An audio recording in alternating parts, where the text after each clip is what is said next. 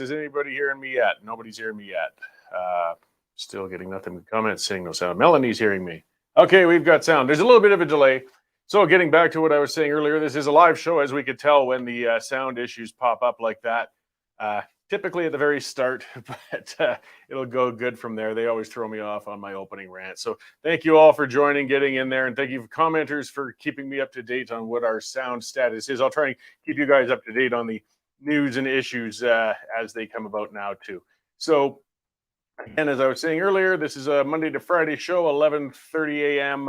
Mountain Standard Time, and we are on Rumble, YouTube, and Facebook. So again, as I said earlier, you're clearly on one of them. I really want to try and recommend people pick up and go to our Rumble thing. The only problem is the comments, but that's coming soon.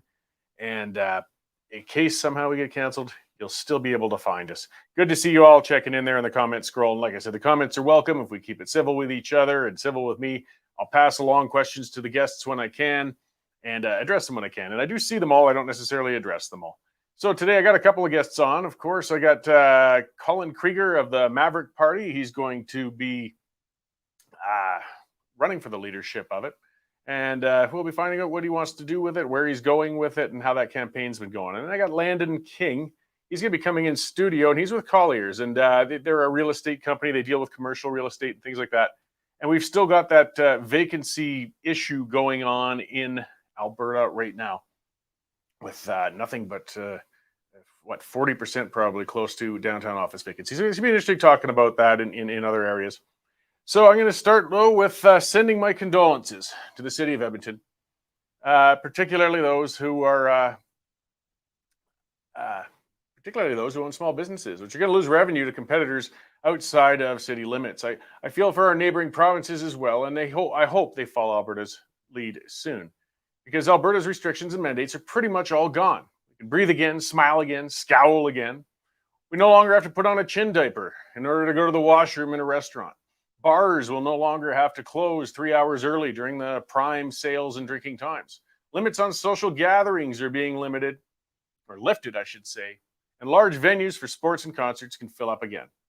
Work from home orders have been lifted. Most of us had forgotten they were even there, but they are gone now. Did I mention those damn masks are going to be gone? Oh, God. Aside from public transit, taxis, and care homes, at least. Hopefully they're going to be gone, and most of those as well soon, too. If the prospect of having these restrictions lifted frightens you, all I can say is too damn bad. Your fear is not my problem. Quit trying to make it so. There's nothing to stop the fearful from wearing masks wherever they please. They can choose to find work they can do from home, and they can get all their products delivered. Become an introvert. Hell, you can wear a deep sea diving helmet for all I care. It's up to you. It's your problem. We're never going to live in a zero risk world. There's always something out there that could kill us the second we step out the door. No matter how hard the government may try, they're never going to be able to eliminate those risks. They can only eliminate our freedoms, and they're very good at that. All efforts around the world from every country to eliminate COVID-19 has failed, every one of them. No matter how hard some nations have locked themselves down, the virus continues to exist and spread. We can mitigate, but we can't stop this thing. We need to face the reality that we can't govern ourselves out of a disease. Governments can't do the most simple of tasks efficiently and effectively. Why on earth did anybody think they could quell a pandemic? All of those who've chosen to be vaccinated have done so now. Leave those who have chosen not to alone. Quit chasing them around, messing with their lives and demonizing them. It's not making anybody safer, and it's only dragging out our already agonizingly slow return to some form of social normacy. Ignore the bloody mainstream media news. Not only because I want you all subscribing to us here at the Western Standard, but because it's better for your mental health and sense of safety. The mainstream media will continue to headline whatever the most frightening and negative stats are for the day every day. If deaths went down, the news will report on infections going up. If infections went down, the news will report on the higher positivity rates in testing. If all the stats went down, the news will find an expert who found a lone case of COVID-19 in a rodent in Botswana and will express concern that this strain shall surely lead to mass impotence in young men if indeed it breaks free from the Botswana rat world. Thus, we must lock down in Alberta. They refuse to report positive news on COVID, and you're never going to lose your fear of it if you keep listening to them. Doctors like NDP Joe Vipond will continue to get airtime, and he's going to continue to fearmonger. They have no power, though, if you don't listen to him. We got to remain on guard, though. Not for the virus. That's never going away. We just have to live with it. we have to watch for the moves on the government's part to go back into restrictions. Remember, we sang all these celebratory tunes less than a year ago as we entered the best summer ever, only to be locked down again by fall. They can and will do it again if given a chance. The protests, they helped, even if no authorities will admit it. I hope they understand the protests will be back with a vengeance if the restrictions return. For now, though, let's enjoy that breath of freedom. We've been long overdue to draw it in. And at the same time, remember that freedom could be fleeting. We can lose it quickly if we don't remain on guard. I've said it before and I'll say it again. The battle of the last 2 years has never been about health, it's been about control. Citizens have regained some personal control. Be sure to guard it carefully and jealously because it can be fleeting, as I said. Okay, let's get on to ongoing news. We've been reporting on that in the Jason Kenney's press conference and other such goodness, and we'll check in with our Melanie Risden in the newsroom and see what they're working on today. Hey, Mel, how's it going? Good. Busy. Yes, absolutely. Busy's good and bad, I guess. Yes, busy is always good, especially in a newsroom. So yeah, we have got some news stories up today to definitely check out. We, of course, in the province have moved to step 2 of the reopening plan. So we've got details there as to what's been lifted, what remains. Really, it sounds like the majority of the restrictions have been lifted. There are a few restrictions, some masking in certain circumstances and facilities. So you can check that out on our website. UCP is said to be planning to drop the vaccine passports for AHS employees as well. That sounds like it's coming down as of March 15th. We didn't get a definitive for sure confirmation of that, but that was some information that was sort of leaked a little bit, and it sounds like they are going to be moving that way.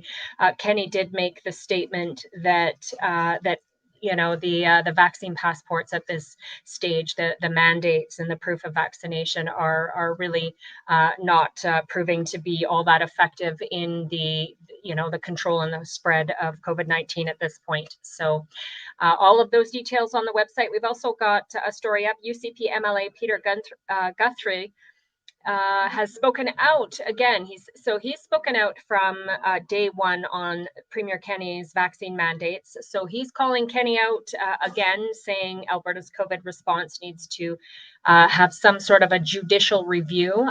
Just again, going on about the hypocrisy involved with that mandate. Also calling on the Prime Minister as well to lift the vaccine mandate for travel. So for international travel. Another story on our website about reports showing Canada has among the highest pandemic spending in the world. We were the 5th largest spender across the world. And according to the Canadian Taxpayer Federation, it did not pay off for Canadians. We didn't see better health or economic results due to all that spending. So you can get a few more details on the website for that one. We have a letter to the editor from a Red Deer couple who are fully vaccinated, just got back from a trip. They are a retired couple, and they needed to spend an additional $2,400 for all of their testing and additional COVID expenses for their travel. So again, fully vaccinated, very frustrated that they had to incur that much expense over and above all of their other travel expenses. So that's definitely a frustration for many, I'm sure.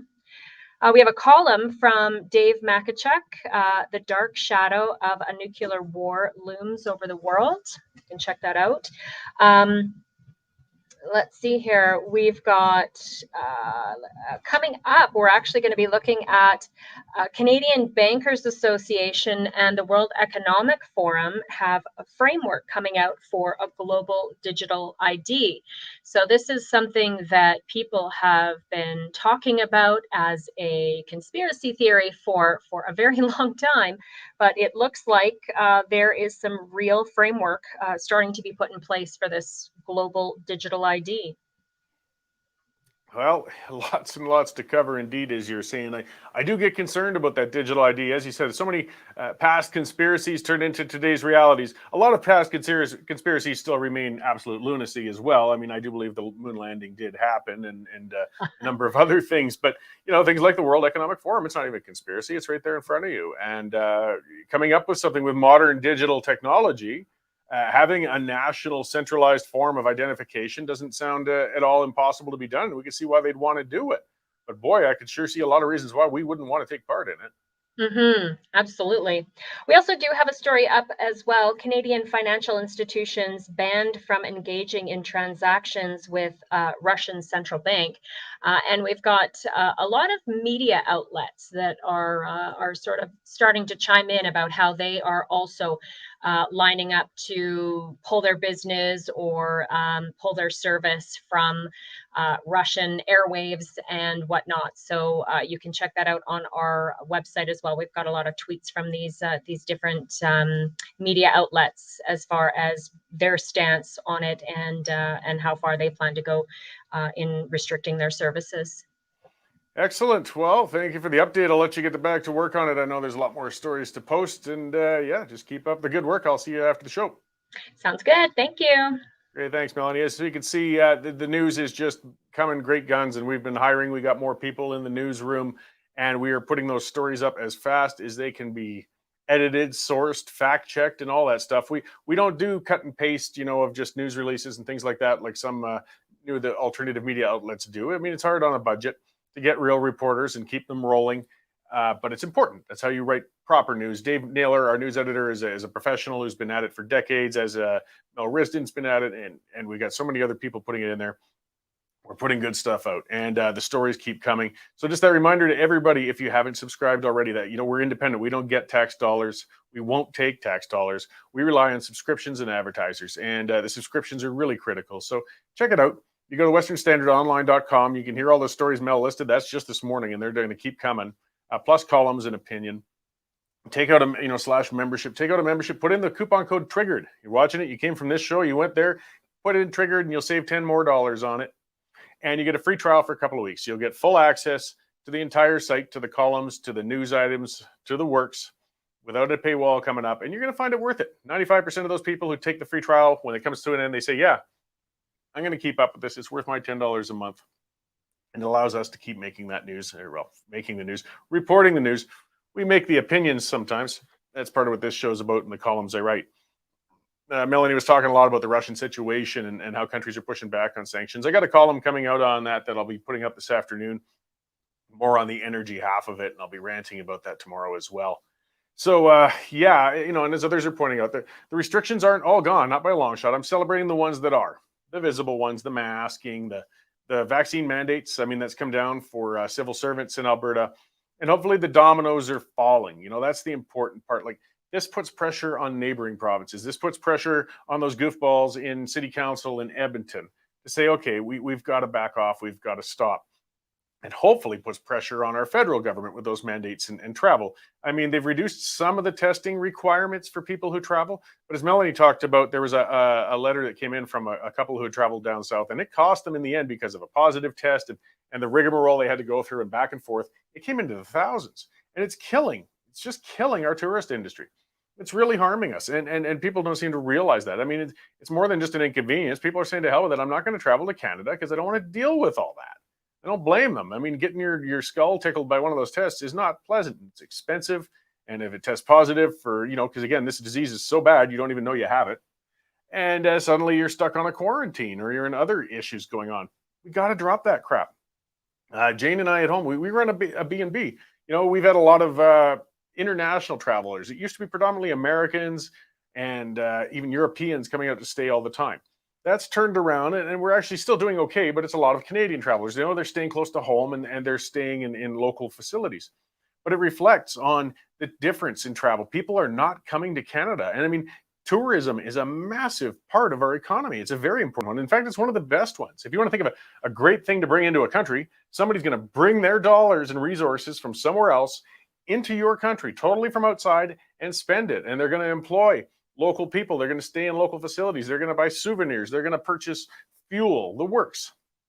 We're not getting them right now. They're down in the toilet. My father is a retailer in Canmore. Same thing. I know the tourism industry well, and it is in the hole. And a lot of it is due. People want to come up here. We've got these mountains. We've got, a fantastic, safe place to travel, but people don't want to deal with all that headache of the mandates, the testings, the harassment, I would call it, to try and cross the border to get into Canada for a visit. So we still got to keep the pressure up. It's far from done. It's just that I go into my rants and I'm quite negative all the time. I did want to be positive because I'm thrilled with seeing a lot of these mandates come. The work from home order. I mean, most of us, well, we never bothered with that here at the Standard. They could threaten us with whatever they like. But, people were supposed to be working from home if they could. Again, I said most people forgot it because most places weren't doing it. And obviously a lot were, though, because the traffic when I drove in downtown today was way up. All of us were talking about that in the newsroom. There are a heck of a lot more people coming down. And that is good, too. I mean, that's going to take some pressure off of these downtown businesses, those that are still managing to stay within business in these tough times. They're going to get some traffic back here in these downtown areas. And downtown Calgary, I'm going to be talking to my next guest very soon about that, is a virtual ghost town with the vacancies commercially, whether it's for office space or retail or any of those things. We've got a big disaster. And COVID-19 has directly contributed to that disaster in a massive way, or at least not so much COVID itself, but the government responses to it. So again, I know people are upset with the Canadian government. They don't like them, the UCP, a lot of things, but give them credit when it's due, because if you're going to do nothing but get on their case, no matter what they do, they don't have much incentive to keep moving in the right direction. So I'm going to give the thumbs up when they're moving the right way. And don't worry, as we know on this show, I'll certainly give the thumbs down without much hesitation whatsoever when they go the wrong way. I'm going to speak to another sponsor quickly here, and our guest will be coming in soon. It's the Shooting Sports Association, actually, the Canadian Shooting Sports Association. These guys have been a sponsor for us for quite some time, and their name kind of says it all. They're an association for people who want to use and enjoy firearms. They're a resource for it. They're an association. It's where you can network and gather with other people who enjoy firearms like yourself. And they'll provide resources. As you can see from that cover there, they've also got 3 legal challenges on the go against the federal government right now on behalf of firearm owners to protect your rights as a firearm owner. Whether you want to hunt or collect or target shoot, doesn't really matter. It's your business. You can see they also have a little bit of political stuff, pictures of Trudeau at his best. And they also have like videos for good resources for safe firearm practices, things like that. And all of these things we've got to keep, as I keep saying over and over, we got to stand up for ourselves because nobody else is going to do it for us. These guys will do it on your behalf, but you have to help them. Get on there, check them out. Canada Shooting Sports Association. Take out a membership. If you own firearms, you need to protect them. Take out a membership with these guys. It helps them stand up for your rights so you can continue to keep legally owning those firearms. So, and it's CSSA-CILA.org. I think it's a French translation thing that leads to that, which is funny. I'm going to talk about one of the stories that came up here to fill a moment here. This was a story that came out. It says the majority of English-speaking Canadians can't carry on a conversation in French despite 53 years of official bilingualism. This was federal research, in-house research. Cabinet is going to, though, reintroduce a bill mandating the use of French in the federally regulated private sector. So their own information is saying most Canadians can't speak it, even though 53 years they've been trying to kind of force it down our throats. You've had to take it in public school. You've, had French on your cereal boxes and everywhere else they can to try and promote it. We didn't pick it up. I mean, I grew up being forced to take French in school, and due to traveling to Mexico a number of times and working in South Texas, my Spanish is more fluent than my French, and my Spanish isn't all that great. But this is the logic of our government. It doesn't matter if people actually use it or need it. They're going to mandate it, and you're going to have it. This is one of the areas with the federal imbalance that we've got, things that you don't see. People say, oh, the equalization, there's the term. People don't understand how that works. It's not ripping off Alberta the way people say it is. Well, for one, yes, it is. And yeah, I know we don't write a direct check out for it and things like that to bring it in, but it is ripping us off. But another area that's more subtle, when you force bilingualism throughout regulated private sector and federally mandated or federally controlled areas of commerce, you get, of course, a dominance of French workers. This is money that gets poured towards those people from a minority within the country. It adds to that imbalance. It puts the rest of the nation at a disadvantage. And it's subtle, and it's the way the government won't back off on these things. So the research was intended to inform the Office of the Languages Commissioner and stakeholders about the public's attitudes and perceptions of languages and bilingualism. But of course, the government is just going to ignore it. They said they're going to be of particular use for understanding state of public opinion. But again, I don't know. It doesn't seem to matter. So, I mean, I remember a story a little while back with, I believe it was in southern Saskatchewan, out near Shaunavon. There was a postal outlet, and they'd had a person who'd been grandfathered in for a long time, who'd been running the postal outlet down there in that town for a period of time. She was retiring. They needed a new postmaster. Well, the postmaster had to be bilingual. Never mind that nobody in that entire area spoke French. The postmaster had to be bilingual, and they couldn't get one because nobody there spoke French, and nobody who spoke French wanted to move there. So they were hung up on this ridiculous regulation. You know, we've got to get realistic. I believe in accommodating people with different languages, but let's target it and be realistic about it. I mean, there's areas where a great deal many more languages are more commonly spoken than French. So let's accommodate those people where we need to.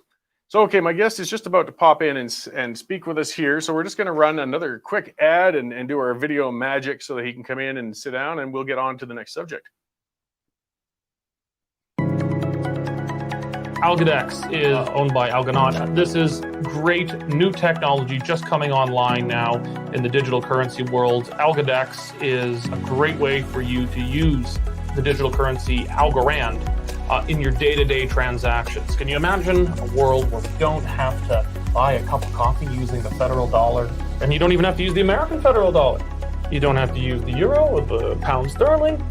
You can use real money, digital currencies that are not at the beck and call of governments and inflation. The Algodex is making digital currencies usable in a day-to-day basis. Great. So there's that reminder of digital currencies and their importance, and it's growing increasingly so in today's world with instability and insanity. But we'll move on from the international insanity, move on to some domestic insanity we got going on. So I've got Landon King of Colliers, is the way? Colliers International. Okay, yeah. so you specialize in commercial real estate. Yes. Yeah. Downtown office leasing specifically. Yeah. So you've got, boy, I mean, it's a unique environment going on right now in Calgary, and I'm sure it's happening actually in cities all over the place with this void. I mean, this vacancy rate, particularly in Calgary downtown, is causing a hell of a problem, isn't it? Yeah, I kind of want to paint a picture, because it's definitely the highest vacancy rate we've seen in any city in North America ever. Like except for last quarter. Yeah. Last quarter is a little higher. But yeah, it's basically what happened was, we're cowboys out in Calgary, and we built on spec when oil was booming, and 2014 rolls around and oil crashes, and they built 13 million square feet of office space, or were planning to, which ended up not being the smart play. No, I mean, we got quite a surplus. I mean, there's been a number of factors, and the collapse of the energy industry first really kind of nailed it. Yeah. Now with COVID-19, I mean, the whole world has changed. A lot of people have gone home to work, and some of them aren't coming back. Yeah. So even though they're allowed to come back to these offices, companies have shifted, and they're going to say, maybe we only need you one day a week, or so on. So that's added even more pressure on top of that. Yeah. The energy prices crashing was the biggest thing. It started to kind of come back 2019, and then pandemic hit, and everyone kind of stopped and said, what are we going to do with our office space?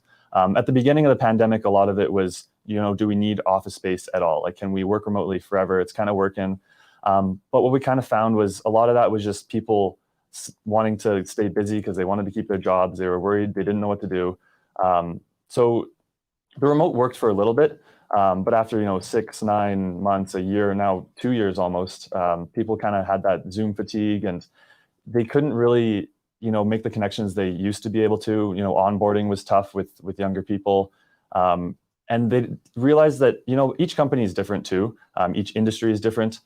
So a lot of the tech firms are still kind of looking to work from home, but traditional oil and gas seems like they're still trying to come into the office. And I guess March 1st today. So we'll see, mandates are lifted. So we'll see how many people come back, most likely on a hybrid model.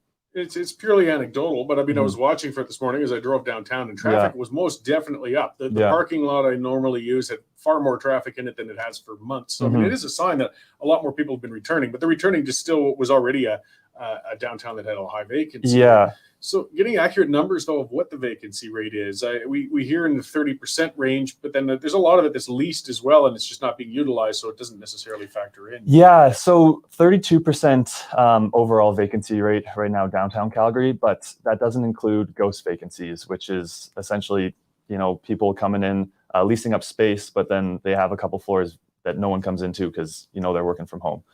So that rate increases a little bit. Height of the pandemic, it was 70-80%. We'll have to see what it is like when people come back to work, but it's also a bit of a tale of two markets as well. West End, so west of 5th Street, vacancies are a lot higher than they are center core, and AA class, A class buildings are a lot lower vacancies than B, C class buildings. Okay, and I had a realty specialist on before too, and I mean, part of the problem too is and it's pandemic related, but it's going to last longer. It's just market demand. Like workers in general aren't as inclined, and this is happening to every city, to live in a densely packed core. They kind of want to move out if they possibly can, and those who can have, and they're not as eager to get back into a downtown centric workplace at this time. So that's got to be addressed over the longer term too. Yeah, it is tough. But one thing in Calgary is that, compares to Toronto or Vancouver, the commute time is just a lot shorter as well. So if I was in Toronto and I had to drive or take the bus an hour and a half to get to work, I wouldn't want to be coming to work either. But it is a little easier in Calgary, just with a shorter commute time to get downtown. But yeah, it is.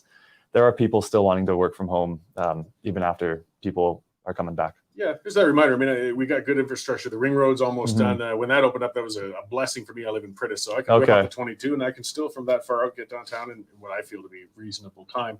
So with that vacancy, though, I mean, the big question then becomes what to do with it. I mean, I can see there's being an opportunity. We've got the space. I mean, boy, it's modern, good space. It's a decent place to commute to. We're a relatively safe, stable country. Yeah. What can we do to fill it, though? It's tough, and that's the big question I think everyone's asking. I think there's kind of two sides to it, the supply and the demand side. So if inventory right now is, I think we're at 44 million square feet downtown. If you want to shrink that, conversions is one thing that the city's doing. So the downtown graded plan, they have $250 million that they're investing into kind of revitalizing downtown, increasing the energy. It was 45 million originally, but it looks like it's now 100 million that they're investing into conversion. So I think there's 11 buildings that applied to this conversion subsidy. So I think it's $75 a square foot that the government would give for an old C-class building that's vacant to turn into either residential, like hotels. Affordable housing seems to be the biggest driver right now. So right across the street here, Sierra Place turning into affordable housing. SNC sounds like they're converting into affordable housing as well. There's a couple other buildings that are in the process of changing that office space into more of a residential space. Yeah, so I mean, you've got to try something, particularly with the dated buildings, but that's still, I mean, it's outside of your turf, but we see a whole lot of new condos have been built or still in progress of being built right now. What's the vacancy rate like in those? Is there much, are people filling those spaces very much right now? In the affordable housing or? No, in the new ones, actually. I mean, we got so many other condos that are springing up all over the place. I mean, nice looking designs, actually. Yeah. 9th is kind of cool looking, but are they having how are they doing filling that? I think there's a lot of pre-leasing going on. I know the residential market, I think, is more for single unit housing is on fire right now.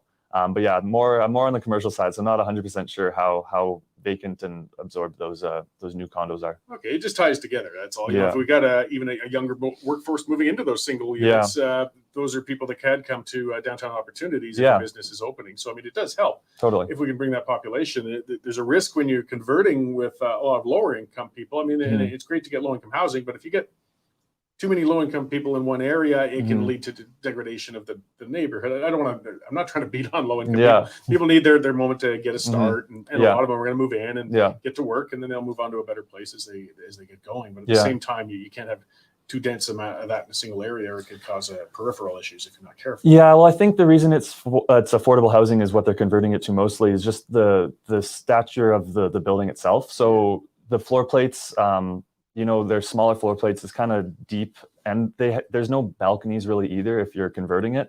So it's tough to lease a luxury condo building when there's no balcony, and it takes, say, $250 a square foot to convert that building. It's pretty similar to build a new building as well. So a lot of the finances make more sense to kind of convert it to more of the affordable housing, and you know, landlords and owners aren't willing to invest in a property they don't think is going to lease up. Yeah, well, it's not going to be any better sitting in disrepair and empty either. So, you know, it's just a delicate balance with proposed solutions. A lot, of course, the holy grail it seems to grab for new businesses is the tech sector. Everybody talks about the tech sector.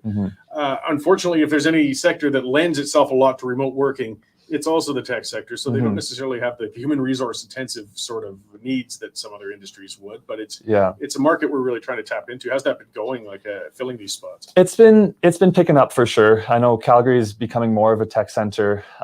People are coming downtown. I know Neo Financial was East Village now. They're leasing up more space downtown, taking over the old WeWork space, and then in Hudson's Bay near there. So it's tough because technology is definitely the future, and there's a lot of growing tech companies, but to take over the oil and gas industry from a tech side, you're going to need a lot more of these startups, you know, in the city. Yeah, well, and a lot start with you know, a dozen employees or 40 or 50. I mean, we've got voids left of thousands, but I mean, again, everything kind of counts and helps, and we need some creativity. Like the energy sector has changed as well. They're just not going to need those, you know, floors and floors of production accounting and things like that they used to. So we've got to deal with it. It's just a unique challenge that we're concerned about. I mean, it's a cool downtown, but it's kind of going downhill these days. You know, I imagine increasing the perception of public safety downtown has got to be something that's on the city side, but we've had a real addiction problem and a lot of issues down that way. I would imagine if we could cleaning up such a, I don't insult people, but you know what I mean? People have been down here. If they're checking a spot out, they're thinking of relocating, whether it's a business or as an individual, they want to feel safe. They want to know that it's not a problem. And that's been a challenge down here these days as well. And I think they are trying to address that and get more security out. And I'm hoping with, you know, right on the C train line, right in front of this building, even there was a lot of people who are concerned about safety. I'm hoping with the new affordable housing, it has more families and a coffee shop, and just I think people in and around the area will deter people, you know, people who make people feel unsafe away from just a vacant building. Yeah, and it's a fair point. Again, I don't want to dump on the lower income people. Low income doesn't mean a homeless shelter. No, and that's what I think a lot of These people. Are people coming down to work and they can't afford to buy in the suburbs or get a larger place. I mean, I lived downtown in a rental apartment when I was 19, 20 years old. It takes a while. Yeah. And it's an interesting way to put it. I mean, if you got a residential population that is concerned, I mean, you got more impetus, especially at nighttime. You know, the offices are gone at night, but if people are living down here, then they're going to be saying, well, you know, we need some a good neighborhood as well. So increased lighting and maybe security around. I know, it is an issue that the city's looking into. So and it's complicated and nuanced. I know there's only so much you can. I mean, a lot of it comes down to mental health supports and addiction treatment and bigger issues like that. But I'm just trying to look at that whole picture and the challenges of filling this downtown that's so much just laying waste right now, and it's frustrating to watch. Have rents come down, commercial rents in general, at least then? Over the last, since 2014, they've decreased substantially. I feel like they're kind of at the bottom now. You can get space out in the West End for op costs only or operating costs only, so you're not paying any net rent. So landlords basically just want you to keep the lights on. We're actually, like, with that flight to quality, which is a big thing we're seeing, is a lot of people in the West End, B, C class buildings moving into the center core, A, AA class buildings. The B, C class buildings in the West End are still maintaining that low rate, but we're starting now to see upward pressure on some of the high-rise space in the AA buildings. So I think a lot of people are saying if we want to get our workforce back, we kind of have to have a nice quality building. And even if we shrink our square footage a little bit, we'd rather have a smaller space that people want to come to rather than, somewhere that they kind of feel unsafe. So if you want a cheap deal and good rates, West End, BC class, but a lot of people are kind of moving towards the center core. Yeah, well, it's good to see them moving in, though, because that's where we got to avoid. I sort of talk about opportunity. If somebody has a notion, an idea, a startup, a smaller company, if they can sign into a lower end lease initially, until they get their feet under them, at least, when you try to start something up in a booming market, it's great to have a booming market, but now you got this giant overhead of a monthly cost. Yeah, so, and it is expensive. Yeah. So, these are ways we could look ahead perhaps and solve some of this and get some creative ideas, whether pharmaceuticals. Lots of things people have thrown out there that might happen, but we've got to get them into the space. Yeah. Like I said, the supply side, so kind of getting rid of some of that excess inventory, but there's also the demand side, so attracting people downtown and attracting new tenants from either outside the city or outside the country, through either incentives on business tax or low rates, or culture, I think, is a big one too. If they can get, places where people want to be around after, 9 to 5, I think that'll incentivize people to come back down. But it will be a long time before we fill downtown completely. Yeah, well, and the ground level businesses, the evening culture, that's always been a challenge. Even in good times in Calgary, our downtown has always been, you come down with your suit and tie, and then you leave downtown for the night, and you don't come back. And the restaurants and the bars are slow, and not much of a nightlife going on. Yeah. How you can develop that over time is difficult to determine. I mean, part of it though is at least filling those buildings, getting some traffic, and people have some money to support those businesses. But how are things looking on the retail front down there these days? Is it picking up? It's retail definitely got hit hard. When people don't come into the office, there's no one to purchase their products. So I think retail definitely had one of the biggest hits. They did get help from the government to kind of stay alive, but retail got hit hard. There was a group we were talking to who owns a lot of major chain restaurants here in Calgary and in Canada, and he said if it wasn't for us being public, like, we would have been bankrupt and we would have been closing up shop a long time ago. Yeah. So I think it's a chain of events. If we can get people downtown, there'll be more people to help out these retailers, and if they've survived this long, hopefully they can get things going again here soon. Yeah, well, it's a long game, and hopefully we're moving into a period of recovery. I mean, we desperately need it, and it's as I said, it frustrates me because it is a beautiful downtown. I've traveled a lot, and there's a lot of opportunity and things going on, and if we can just find the right creative persons to come up with those ideas to fill those spaces, it can happen. So, yeah. All right. Well, thanks for coming in to address a bunch of that with me today. There's a lot of questions on it. Where can we find more information about yourself and what you guys are doing? Colliers International online. We can find me on LinkedIn. I guess, I don't know if my information is anywhere online there. Yeah. We help tenants lease office space. So if you're looking for office space or have any questions about commercial vacancies or rates, or whether you're a startup or an established company, we're happy to help. Great. Yeah. So I know you guys are out there trying to fill that void, if only for yourselves, but for things in general. So it's great. And I appreciate that. Filling us in on some of that today. So no worries. Thank you for having me. And it was a great time. Yeah, I look forward to chatting again soon. So, and before you take off, we're going to run another video just in the transition. I just want to turn the page. We're going to go on to a little bit more of a international theme, though I'm going to talk a little more later about the downtown recovery and things such as that as well. But I just want to show a video with a press conference that demonstrates just the gravity of the scene in Ukraine right now. A woman from my team is now in Bila Tserkva, and she is there with 2 kids, and Russian military is over there, and she's so much afraid that she will be shot. Kharkiv, the city where I was studying, was bombarded today, fully, the downtown square. So you're talking about the stoicism of Ukrainian people, but Ukrainian women and Ukrainian children are in deep fear because of bombs and missiles which are going from the sky. And Ukrainian people are desperately asking for the West to protect our sky. We are asking for the no-fly zone. We are saying in response that it will trigger World War III. But what is the alternative, Mr. Prime Minister? To observe how our children are, instead of planes, are protecting NATO from the missiles and bombs? What's the alternative for the no-fly zone? We have planes here, we have air defense system in Poland, in Romania. NATO has this air defense. At least this air defense could shield the Western Ukraine so that these children with women could come to the border. It's impossible now to cross the border. There are 30 kilometers of lines. Imagine crossing the border with a baby or with 2 children. I'm so glad that Samantha Power is coming here to the border from the Polish side.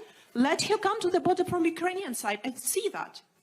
Britain guaranteed our security under Budapest Memorandum. So you're coming to Poland. You're not coming to Kiev, Prime Minister. You're not coming to Lviv because you are afraid. Because NATO is not willing to defend. Because NATO is afraid of the World War III. But it is already started. And these are Ukrainian children who are there taking the hit. You're talking about more sanctions, Prime Minister. But Roman Abramovich is not sanctioned. He's in London. His children are not in the bombardments. His children are there in London.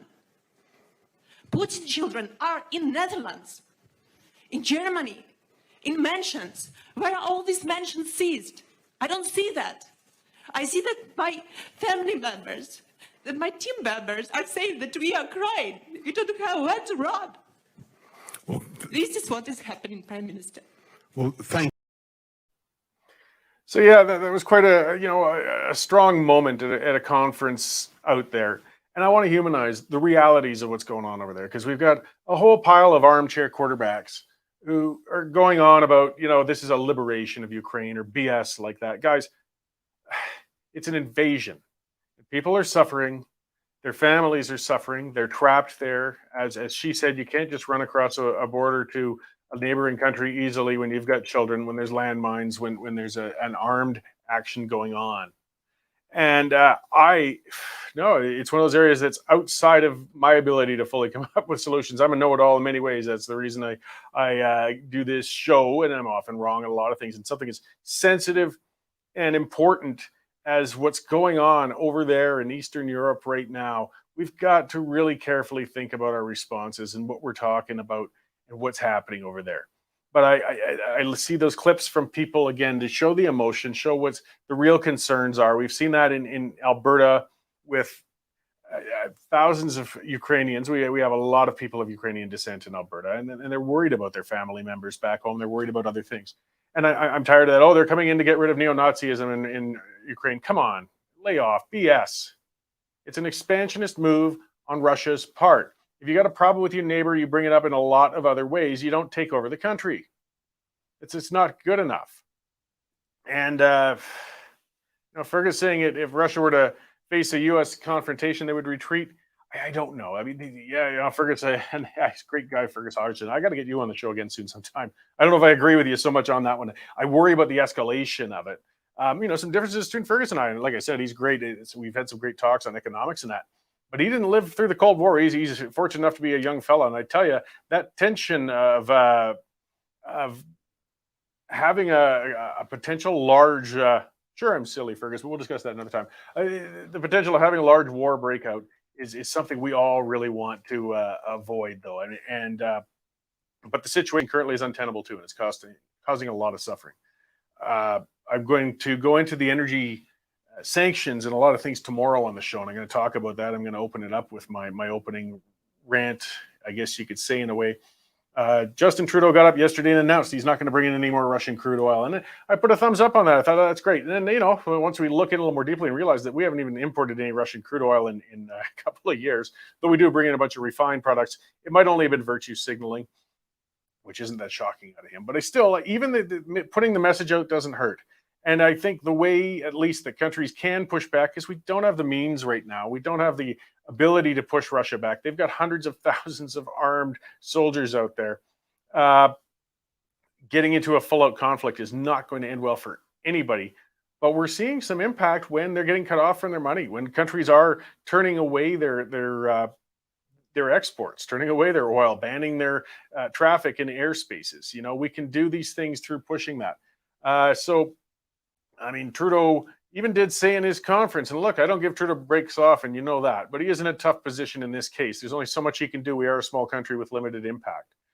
He said that the ban on the oil sends a powerful message, maybe not as powerful as something, but it says we are willing to at least take on some fiscal pressure of our own to put fiscal pressure on them.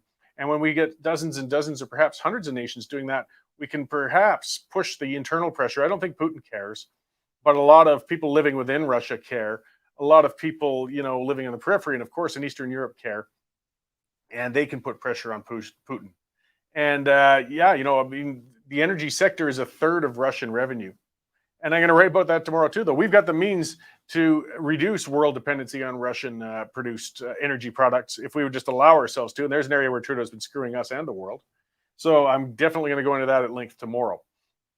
But right now, sanctions, pressures, condemnations, do what we can. The United Nations is a joke. They haven't even decided whether or not to kick Russia off the Security Council yet, I think. But what does it matter if they did?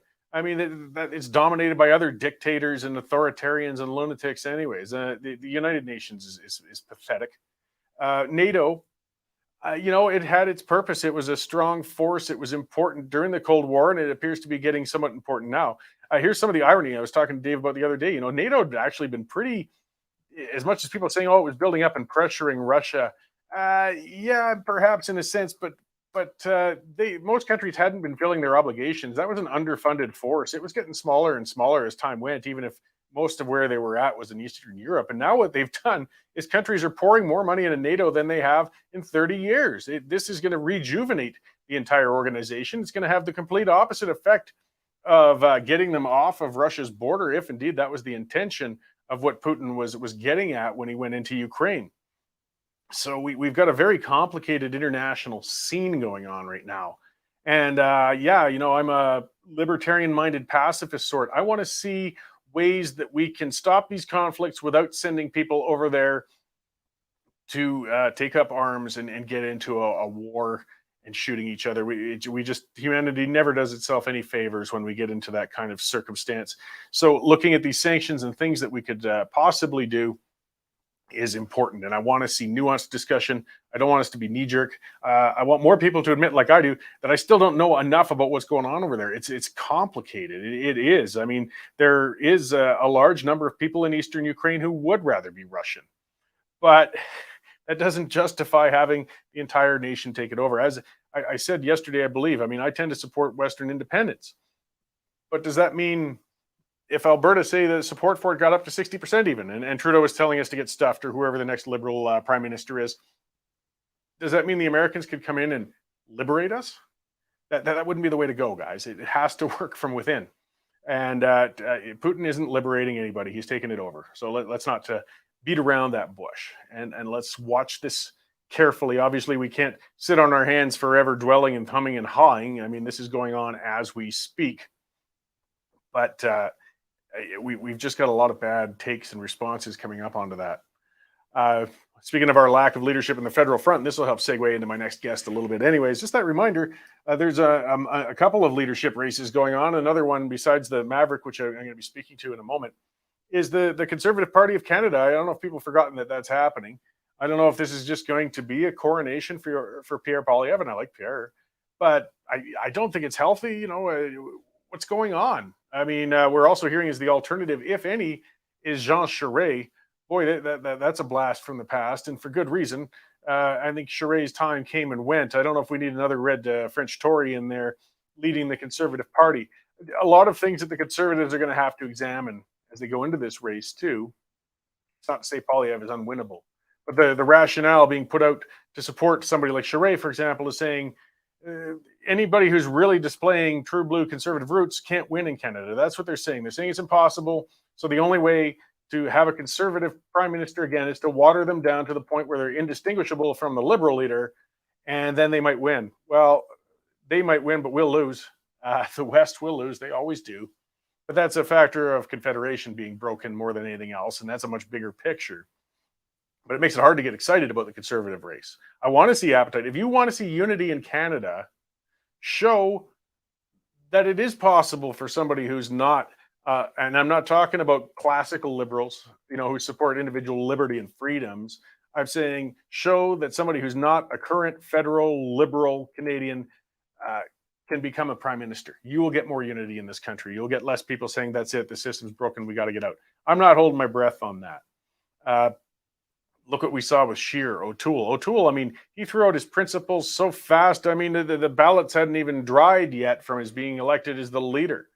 He flip-flopped on the carbon tax. He flip-flopped on pushing on firearms. He backbenched and pushed aside contenders who seemed to be classically conservative. And how did that work? He lost. The election lost. At least he might justify it saying he could win by doing that, but he didn't. He still lost. So you might as well lose on principle rather than lose without principle. I'd rather not lose at all. I got a feeling there's no winning within this existing system anyways. We're going to keep pushing, but we'll see how that goes. So I'm segueing into somebody who's looking at a different approach to it, though. Let's bring in Colin Krieger. He's running for the leadership of the Maverick Party of Canada right now, and have a chat about that. Hey, Colin, how you doing? I'm doing really well. Can you hear me fine? Yeah, you're coming in good. So maybe I'll start with, I've already kind of framed it. You're running for the Maverick Party of Canada. I've talked to Jay. He's been on the show a number of times, actually, and we've known him for quite a bit of time since he was, with the Reform Party and such. Even you were I up call in him Valley my View? Maverick. Yeah, that's right. Oh, when talking about Jay, if you look at my excellent. phone, I call him my Maverick aristocracy, actually, because I respect him. I respect him and what he's done for Western Canadians in establishing the Maverick Party. He's excellent. I sure appreciate the man. Yeah, no, Jay's certainly put in his time, and again, I like talking to him. He's lent a lot of perspective of all that time he did spend in Parliament, even if it was frustrating. It offers a lot of valuable insight and realistic experience. On the same front, I mean, with the Reform Party, that was always in the building and organizational sort of stage. So I'm sure he's getting a lot of deja vu as he works at the Maverick Party right now. I suppose, you bet. So maybe we'll kind of lay out what's the timeline of the race going on. I should have written my notes, but I believe it's May when you guys are going to be formally holding your leadership. That's right. The middle of May, you bet, is when the election for the leadership will commence. Yep. Okay, and So- it's going to be a one member, one vote sort of system, like pretty straightforward. You have a membership, you can cast it. Is there a cutoff? The cutoff for membership, I do believe, is right around the beginning of May. And that's one thing I haven't actually paid attention to because I'm just running extremely hard right now. I am working my best just to meet as many people in Western Canada as possible. I am actually just returned from Ottawa. I was in Ottawa for a while during the trucker protests, and on my way back through, I made a few stops. Was recently in Calgary. I've just been extremely busy, so trying to reach as many Western Canadians as possible. Yeah, no, building that base is very important. So maybe I'll get you to address your vision for the Maverick, because there has been, I guess, confusion, or I wouldn't call it confusion. There's differing visions. Like some people feel it should take up a fully independent style platform and mandate. Others feel it should be similar to the Reform, where it'll still be there, but it'll be unapologetically a Western-based party and lobby in Ottawa from there. I mean, it began as a Wexit sort of base, and then and Jay brought in a Reform sort of temperament to it. What vision do you have for the Maverick going forward right now? Well, of course, we are running across the entire Western Canadian spectrum, right from Manitoba, Saskatchewan, Alberta, British Columbia, and our northern territories. And the one thing that we can say unites them all, especially, is that we need to work to decrease federal overreach. And how we do that is we increase provincial autonomy. That's, if you were going to put it in a nutshell, that's what we would do. We would work towards making sure that each province is working towards individual autonomy. And, some people call us strictly a separatist party. I would firmly disagree with that. But that is maybe in the distant future, as the provinces determine, that may be a possibility that we would support. But for now, we would work towards provincial autonomy, working to strengthen their position within Canadian Confederation. Okay, so outside of the regional approach, presuming you have a number of members of parliament in there, they'd be in opposition because as a Western party, you can't form a majority, but as we can, well, I was going to say we could see the NDP could show influence in a minority position, but not really. Saying is just sort of Trudeau's little mini-me. But aside from that, I mean, an opposition party can be strongly influential in parliament, particularly in minority situations, but even majority. I've said many a time, some of the best government we ever saw in Canada was Chrétien with the Reform Party breathing down his neck in the past. Where would the Maverick Party land, though, on federal issues outside of regional and not autonomy ones? I mean, you would still vote as members of parliament on all sorts of things, whether it's budgets or international affairs or every other kind of federal issue. We can't go through issue by issue, but I guess I'm just trying to get a feel of the temperament of the party. Right. Of course, there's so many classical conservative ideals that we would absolutely support. And we've seen those things in regards to, well, obviously, and for instance, would be fiscal management. You talked just as we were segueing into our conversation here in regards to the conservative leadership race. And, whoever they pick in the end, if it was Pierre, I would absolutely wish him my best wishes. And I would hope that he would do very well in Eastern Canada. For the Maverick Party, that would be something that we would desire to have as a strong partner in Central and Eastern Canada that we could work with from a Western perspective. We firmly, of course, the Maverick Party being a Western regional party that wants to be a strong voice for Western Canada, we would look to have this natural partner in the eastern portions of the country that we could work with on all of those issues, but there would be issues that we would strongly disagree on, and then we would be able to take those voices to Ottawa, in regards to, say, the carbon tax. And we would also advocate for autonomy on things like each individual province collecting their own taxes, for instance. We have other provinces in the country, like namely Quebec, that are doing those types of things already. And we believe that we should also be doing those things. What about some of the party governance models and things such as that, like free votes? Something that really disappointed me a lot, actually. When I watched the Conservatives, where every single one of them voted against the Emergencies Act, I was almost as disappointed with every single one of the Liberals voting, for the Emergencies Act. Like, what I want to see is some free thought in caucuses. I imagine there's probably a few red Tories who would have supported the Emergencies Act. I wouldn't agree with them, but they're representing their constituents. And we know darn well there were a number of Liberals and even NDP members who did not support the imposition of that, but they all voted along party lines. And I see that as a complete waste of time of Parliament. If you're going to do that, you might as well just have the 3 or 4 leaders sitting in there, because the members don't mean anything. Oh, you're 100% right. You hit that nail right on the head. I guess my personal thought on that boils down to the fact that a politician is employed by his constituents. He is subject to them, and that is a key component of how I would approach government. And be it true that way, I guess if I'm going to say that, I am also going to say the fact that inside of the Maverick Party, every vote would be a free vote for every Maverick MP. He would be allowed to and encouraged to vote on the wishes of his constituents. Now, of course, within caucus, we would have vigorous debates. We would be talking and trying to make sure that every angle is analyzed. But when it comes time to make the vote, they get to vote, and it would be without any type of influence from the leadership of the party. If it's me, then there would be absolutely none. Yeah, so we'll get on to that then. If it's you, let's presume you've won it. You've still got a heck of a lot of work to do, a lot of ground organization. So what are the priorities going to be in getting that party structure together in order to strongly contest the next election, which unfortunately in a minority situation could be very soon?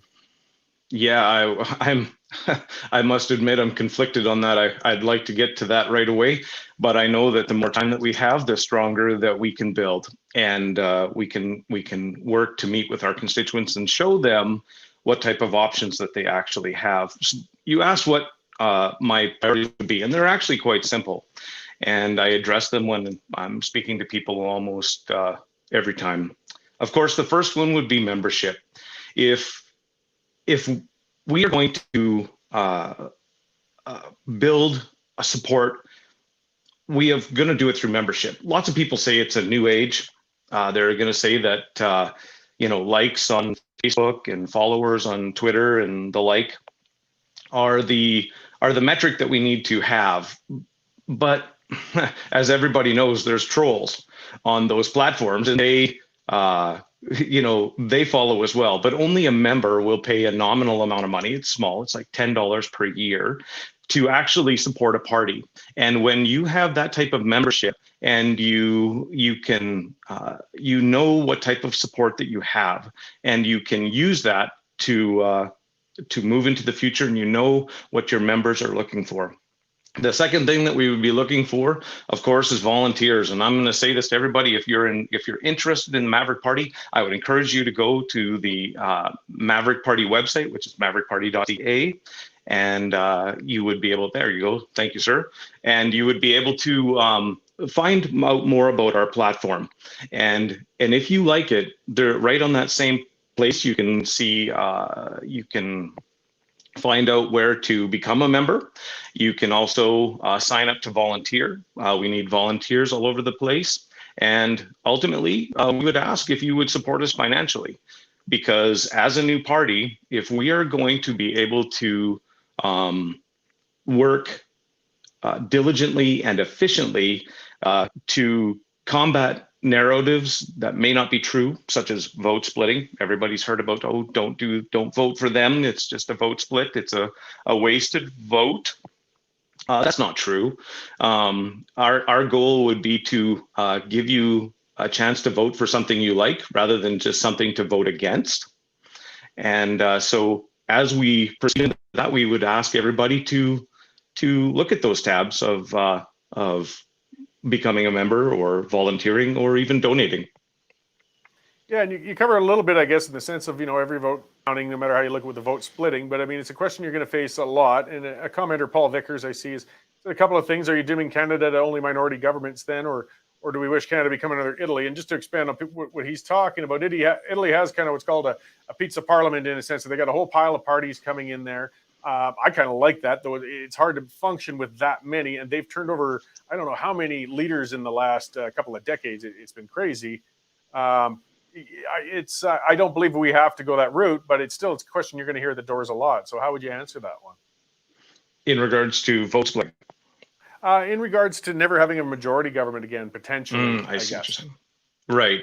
And I guess when I'm speaking to Western Canadians, and that would be primarily who we're talking to today, I suppose. But when was the last time that you felt? I would ask them directly. When was the last time that you felt your voice was truly heard in Ottawa? Anyway, you voted overwhelmingly in the last federal election for Erin O'Toole and the Conservatives. You were betrayed time and time again in issues that were near and dear to your heart. On issues like property rights, which is what firearms is about, actually. In regards to the carbon tax, do you felt like your voice was heard? When you heard Erin O'Toole stand in front of a Quebec audience and say, "Don't worry, guys, Energy East is off of the table," which is what he said in front of that Quebec audience, do you think that he was talking to Western Canadians when he said that? Of course he wasn't. He was trying to garner votes in Eastern Canada, in Quebec. And, and he was also quite blunt when he told Canadians, Western Canadians, that you need to start updating your beliefs to more accurately reflect the principles of the current Conservative Party. And to me, that's entirely backwards. How is that even possible? We should be, our parties should represent the people, not the other way around. And so our goal would be to just represent Western Canadians, because they haven't had that voice anyway. Okay, yeah, and I mean, you can't deny, nobody can deny that the Bloc Québécois, to a degree, hasn't been influential on behalf of Quebecers for this long, even if they've, because they don't have to worry about what the rest of the country thinks. They don't care. They speak for Quebec. Correct. So with the Maverick Party, it goes as far as Manitoba, but doesn't go into Ontario at this point. Is that where it's the line's drawn? That's correct. We feel that we can learn from history, and when you look at the Reform Party and their model, that is indeed where they kind of went wrong. Their goal in those days was to the West wants in, and the West did get in, achieve a large amount of seats in Western Canada, and then they were somewhat wooed by other conservative areas of the country, and they decided to go national. And of course, in those days, they did that. They changed in the Canadian Alliance. Then they became and merged with what in those days were the dregs of the Conservative Party. And here we are, 30 years later, we've made a complete circle. And so the Maverick Party has had to draw that line at the Manitoba-Ontario border, and we will not go east of that. And it's not that there aren't great conservatively minded people in Ontario. I met some of them. In fact, when I was coming home from Ottawa, I stopped at a hotel in Wawa, Ontario, and had a great conversation with the gentleman And he was intrigued by the idea of the Maverick Party and asked if it was something that he could join. And I had to explain to him that we're here to represent Western Canadians, and he seemed somewhat disappointed. And I guess I can understand that, because their voice is lost as well. But we have to be true to our constituency. And I'm glad you remember and recognize that. Like I remember it very well. There was a group called Guardians United Against Reform's Demise that was very active in Alberta. Bruce Stubbs was running it. In something of an irony, his daughter Shannon is now a Conservative member of Parliament. But I mean, it was a big battle on whether or not to step outside of the West and go into Ontario or not. People who said that this will bring about an end to the principles of the Reform Party, I think we can say with hindsight, we're absolutely right. The reform was done. It was lost the moment they went into Ontario. Like you said, there's a lot of great Ontarian Conservatives, but the party cannot maintain those Conservative roots if they cross that line. Yep, exactly. Yep. So yeah, that was just kind of getting on to the next question I was going to ask. How do you resist that temptation? Because the pressure will come. If the party does well, if you get a number of seats, people are going to say, well, you got to go further. You got to go, east more. And if you keep referencing that example, it's already been done. It didn't work. Yeah, I had a very interesting conversation with a gentleman in the last federal election, and we were speaking for the very first time about the Maverick Party with him, and he was asking me that exact question, and I said that we will never go across that border, and he, referencing the Reform Party, leaned in a little bit and quite pointedly said, "Never's a very long time, Colin," and I said, well, in that my own defense and in the party's defense, it's part of our policies and our guidelines. And he says, those can change, Colin. And he's absolutely right. And my answer to that would be that we are a grassroots party. And I told that gentleman, the only way that we can really make sure that that never happens is through a strong membership, a principled membership of Western Canadians that make sure that we stay on the right track. And that's why I keep asking people to go onto the website and become members, because this is the way of the future for Western Canadians, grassroots. Great. Okay. Well, in closing, then I'll just give you one more opportunity to let us know where can people find information about yourself, your campaign, and the Maverick Party in general. So I am on Facebook. I am increasing my social media platform, but if you go to Colin Krieger Maverick Party, you can find me on Facebook. I had a large amount of videos that we did, just very informal videos from the time when I was in Ottawa. Also, of course, on the Maverick Party website, maverickparty.ca, where you can find all of our policies. And I would ask that you would reach out to me via Facebook or my my email, which is Colin _. Oh shoot! Now I'm making sure I see it, so I don't see it myself so often. But it is oh man, terrible. My apologies. I'm going to have to make sure I don't want to mess it up. But you can find me on my Facebook page, and we can go from there. And I guess if I was going to say anything else, we just want to represent the West. That is our goal of the Maverick. And I'm looking forward to be involved in this leadership race as we go forward. Great. Well, thank you very much for joining me today, and good luck in the race. And we'll check in with you down the road. All righty. Thanks, Cory. Thanks, Colin. Yeah, sorry, Ashley. I see that question coming up about the WEF and Klaus Schwab, but we kind of ran out of time there, and that is a big and important issue. I talked about that on the show yesterday. It's one of the conspiracies come true sort of things in a lot of ways. Perhaps we'll get a chance to talk with Colin about those down the road. At this point, I kind of wanted to stay focused on the party and the race at that point. I mean, there's many things we political-minded people can talk about and go down the road.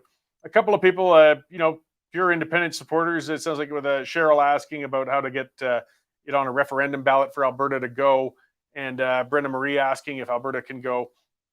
Now it sounds like, and I don't want to read in on behalf of their party or things, but they're trying to take that soft independence approach. They're not ruling it out, which still makes it a heck of a lot stronger than pure federalists who just say never, no matter what, when you ask about it.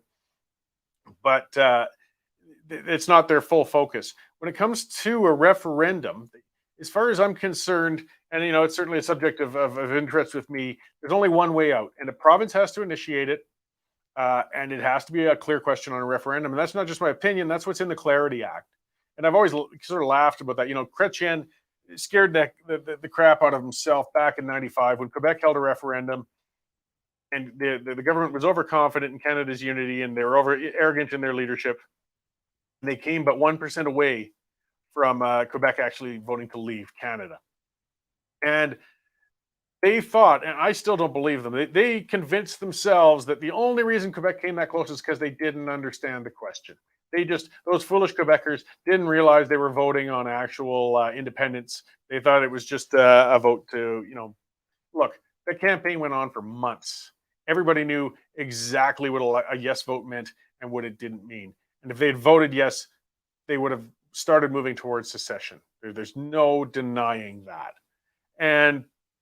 But either way, the government in their arrogance, they couldn't convince themselves of that. So they formed the Clarity Act. They said, okay, the question, if there's going to be one held again, it has to be clear. Yes or no, stay or go. That's fine. I can agree with that. But it also laid out the framework, because that act says a government has to start negotiating in good faith the moment a province votes on a clear question to leave Confederation. They have to start negotiating. They're obliged to. So they gave the mechanism for a province to get out. They gave us the means. And unfortunately, they said clear majority has to vote. That's an ambiguous term. Is that 50% plus one? Is that 60%? I think if a province is going to vote to go, and I think they eventually will, it has to be clear, though. I never want to see a province vote with 51% to get out. Oh, what a recipe for ongoing endless negotiations, possibly even civil war, though I don't think we're of that mind in this country. But all the same, the turmoil that would be caused by a close vote would be terrible. So when the time comes to go, if it comes to go, I think, people have to be ready. So people are calling for a referendum. We want it right now. Well, no. If you want to set independence back, hold one right now. Get out there and lose the vote. Come in with a 20, 25, 30% support on a referendum. You're not going to get another chance for a decade. People won't have an appetite to go back into it. And that's why Quebec hasn't held another one since. Because they want out. A lot of them do. But they're not going to pull the trigger on a referendum until they're sure they can win it. So we have to build that framework first. If you want the West to go, every province has to build their own framework. Getting back to what Cheryl was asking about, though, how do you initiate a referendum? That takes some provincial lobbying. That's in the hands of the government provincially. Jason Kenney, it's one of the areas I've been most upset with him about, and I've tried to be supportive of him. I've been back and forth with Kenney and liking some of the things he does and not with others. One I didn't like was the fake referendum legislation he gave us. And I'll call it fake because he's given it to us and he hasn't even brought it into fully into legislation, the recall and referendum yet. So they've talked about it, talk. Yeah, the UCP is getting really known for that. And I think it's going to cost him his leadership. But, with the Fair Deal panel and all of that, and then they gave recall legislation, but they won't impose it, of course, because they're worried that it'll be turned against themselves. Same with referenda. They don't want to put it in the hands of Albertans directly. So what they've done is set the petition bar so high to invoke one that it's never going to happen. It's not going to happen. And people need to understand how hard petitioning really is. So people said, 10,000, 100,000, whatever votes on a petition, because that's what you need, hundreds of thousands with his referendum legislation to invoke one, to invoke a referendum. That's under a timeline. I don't remember what it is, 60 days or something. You'd have to have it on a formal piece of government paper. You can't do an internet petition. You have to go in person to person, get their signature, their address, and their phone number. Because if they aren't confirmed signatures, they'll be stricken off the list.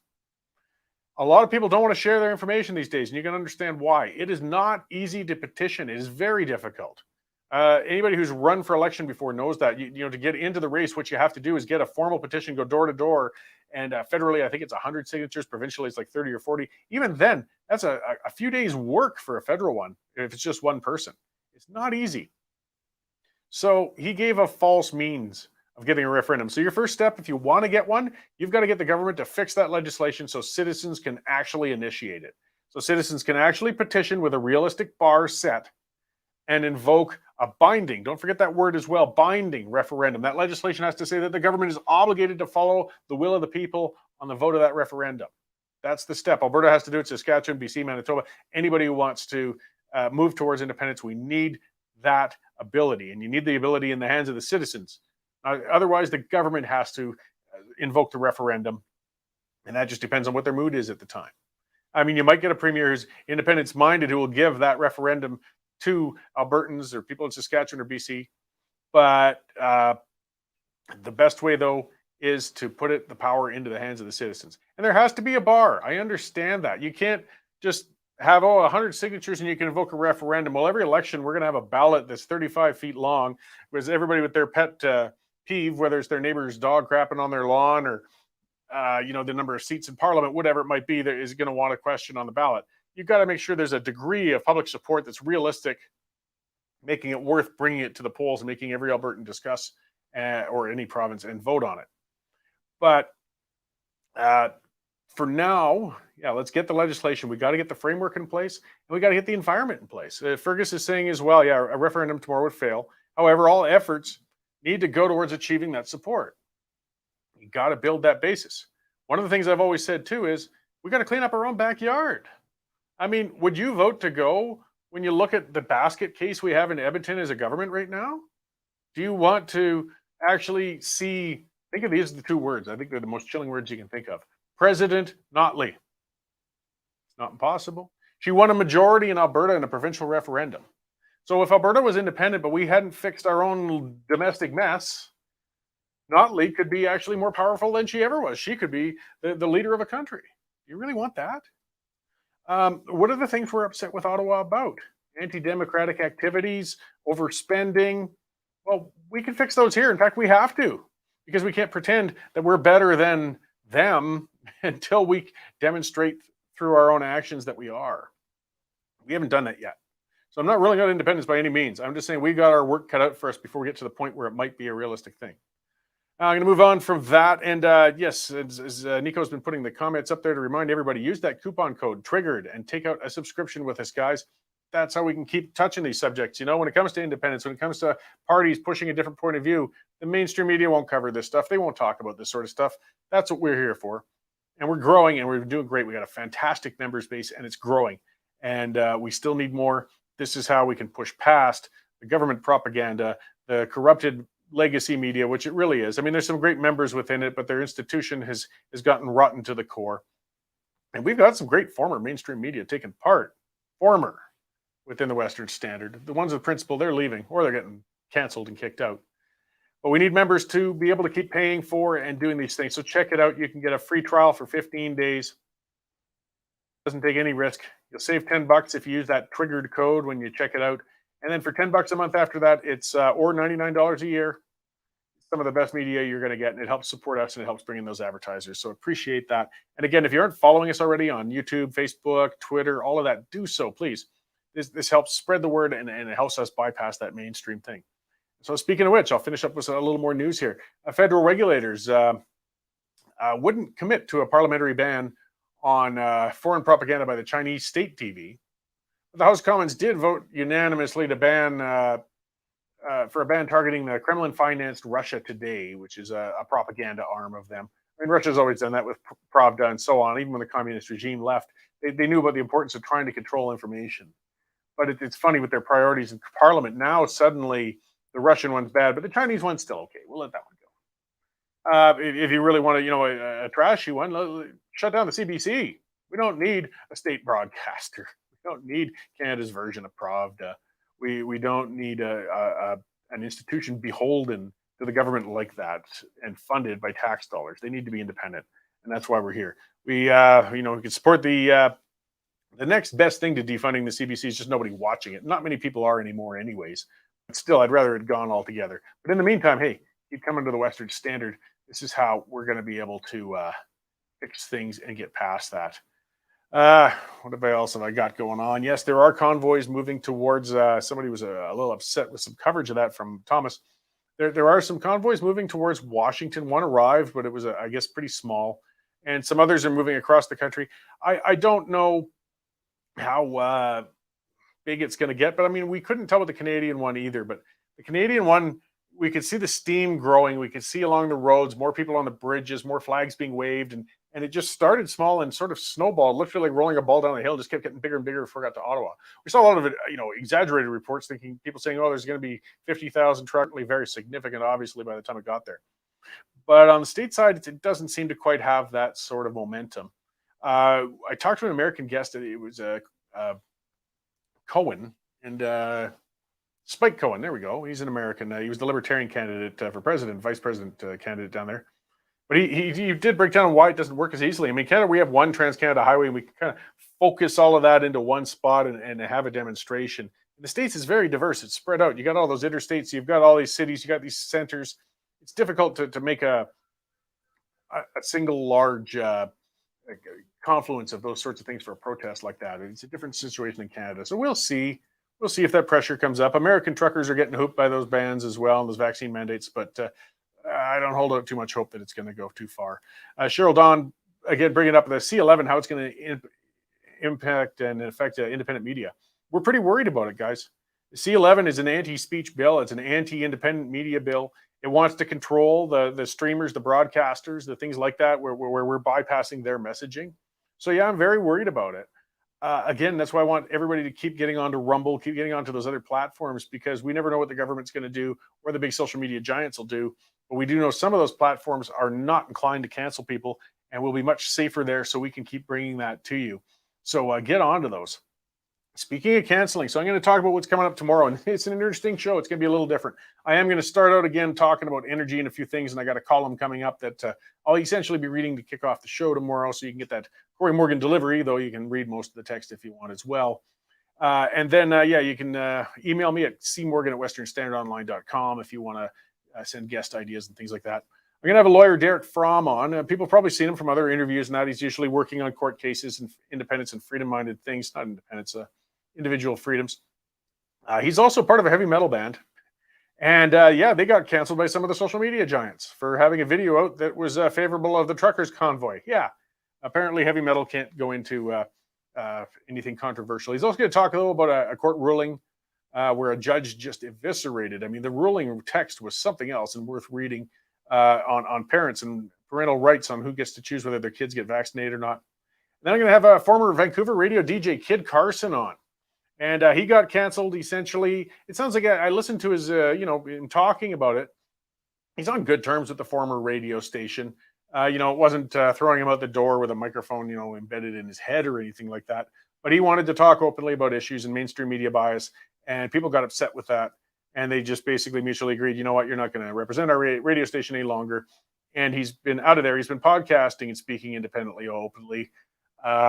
And trying to set up his new base. And he's going to have a lot of insight to offer on what's happening with media and things such as that. So that'll be a very interesting talk to have tomorrow. So that's what we got on deck tomorrow. Thank you all for tuning in today, guys. And we will see you all tomorrow morning at 11:30 a.m.